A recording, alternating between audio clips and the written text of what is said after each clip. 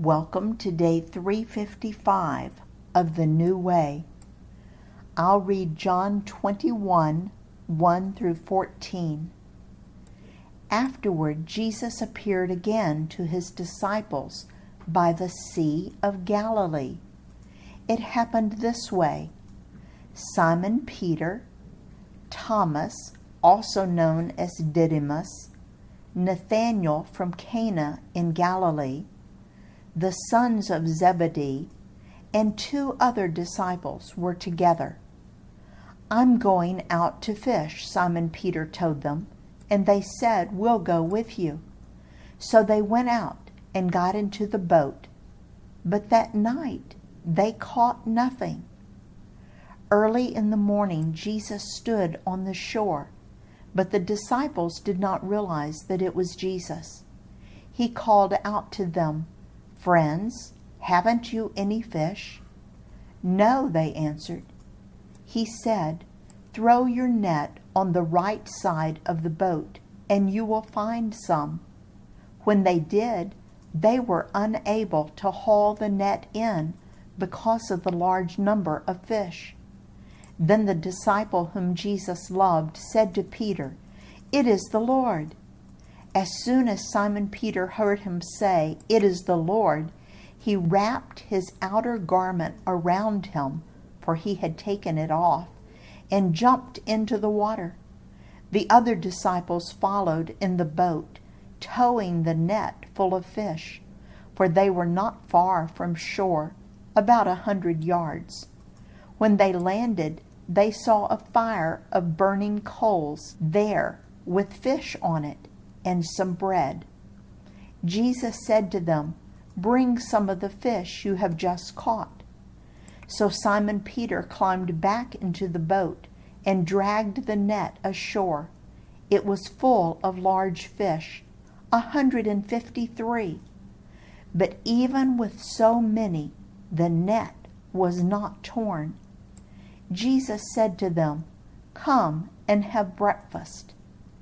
None of the disciples dared ask him, "Who are you?"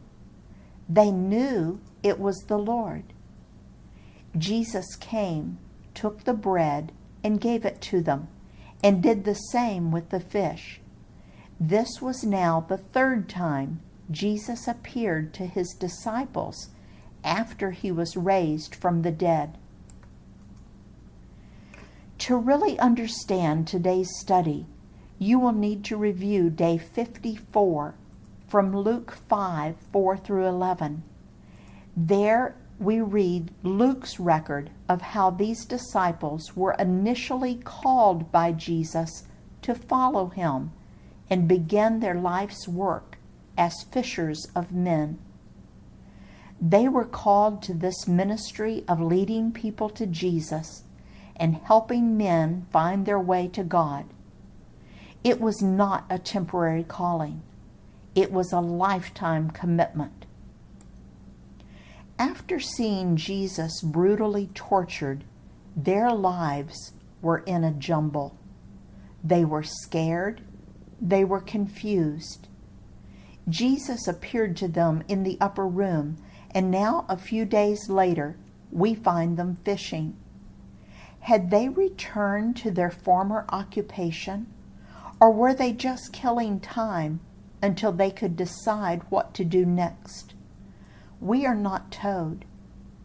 But what we do know is that Jesus met them right in the middle of their confusion and replayed almost exactly and very visibly and concretely the same scenario as the day they decided to leave their nets and follow him.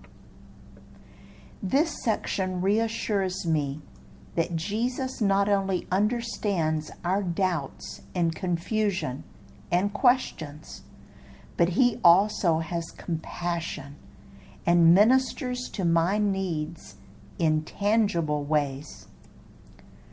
I deal with intense feelings of inadequacy.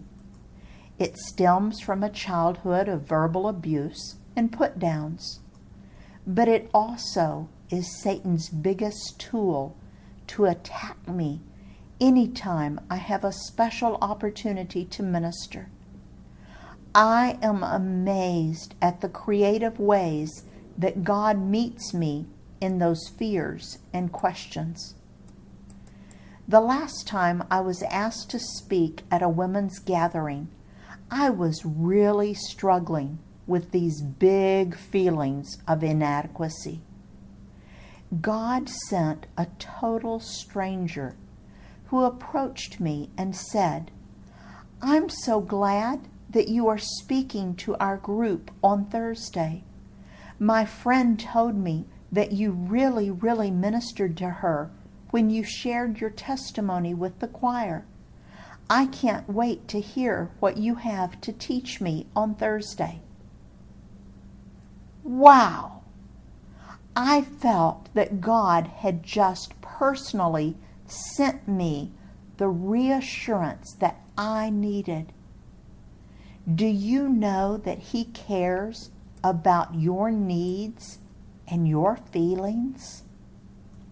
In Judges 7:9-15, you can read about God dealing with Gideon's fears as a leader of the Israelite army. Yes, God cares. He cared about these disciples who needed to be reminded of the work that they were called to do. He assured them by reminding them of who He was and that He was able to meet their needs. As we look at this third recorded appearance of Jesus to the apostles, we see Him appearing to 7 of them who had gone fishing without success. It was now close to dawn. They had fished all night and were now coming back to shore to clean their nets and go home. Jesus met them there in the early dawn. He was standing on the shore, but He called out to them and asked if they had caught any fish. Then He told them to drop their nets one more time. When they did, their nets were so filled with fish that they couldn't lift it into the boat. They had to drag it to the shore. I'll reread John 21:7. Then the disciple whom Jesus loved said to Peter, "It is the Lord." As soon as Simon Peter heard him say, "It is the Lord," he wrapped his outer garment around him, for he had taken it off, and jumped into the water and rushed to Jesus. Jesus had prepared breakfast for the men. Then He asked them to bring some fish with them. John tells us that there were 153 large fish in the net, yet the net did not break. Notice that even though they knew it was Jesus, they were still confused by His appearance.